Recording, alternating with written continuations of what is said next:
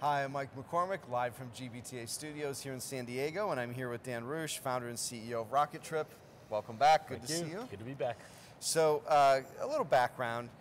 Tell me about, with Rocketrip, what's the problem you're trying to solve for? Why did you, invent Rocketrip? Why did you found it?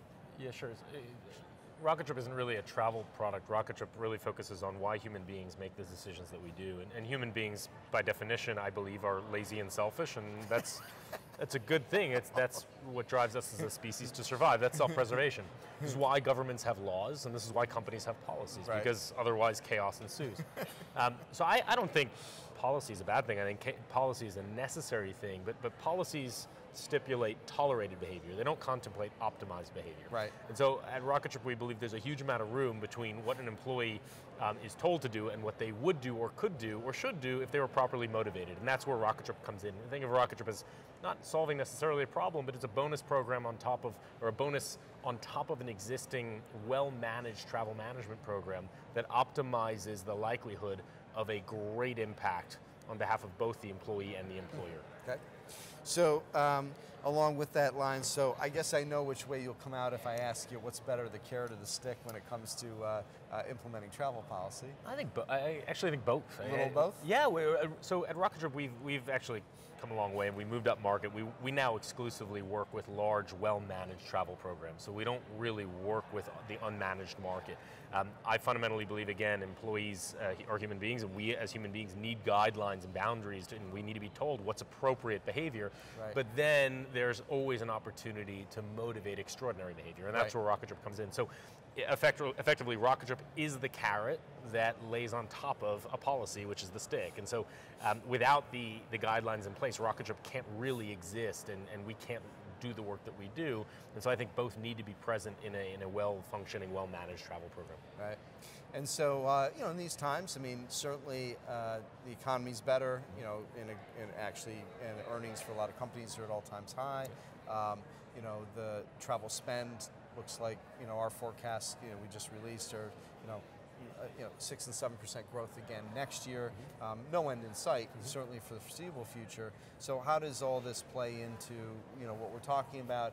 Do you see this as even more of an opportunity for companies to implement technologies and propositions like yours? There's certainly more room for companies to experiment with progressive technologies that move the needle.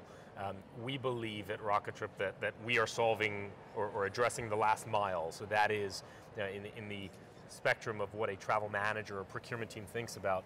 They focus on their vendors and the sources of solving for the sources of indirect spend. And they've effectively squeezed vendors to the point where there's just not all that much more room to go. Right. I think it may be a basis point here or there. But if we turn around and we have a conversation with the hundreds of thousands of people that have control over these discretionary decisions every day, do I take this flight or that flight? Do I fly coach or business class? Do I stay in that hotel or this hotel? Do I have a friend in town? How far in advance do I purchase?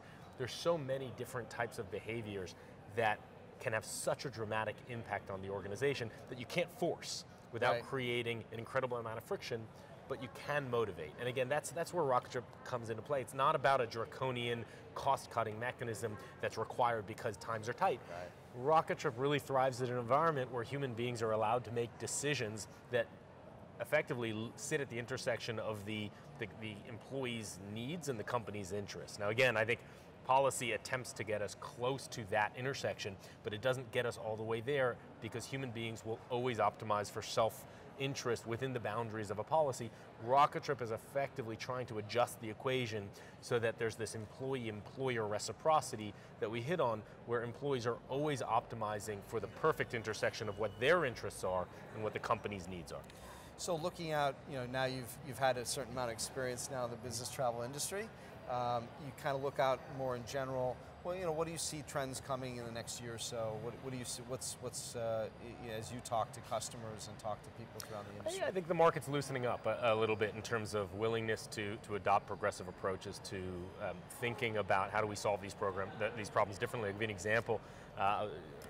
Heard a panel yesterday where by some metrics, companies have as much as 50% leakage of their hotel program. Now, I look at that metric and I think NDC doesn't matter, AI doesn't matter, chatbots don't matter. We have a massive problem here when 50% of the addressable spend in your business is not going through the preferred channels because something about the way we've set up these channels isn't meeting the needs of our travelers. Right. And so we seem to be ignoring that part of the equation, focusing on all of these new concepts that are coming down the pipe.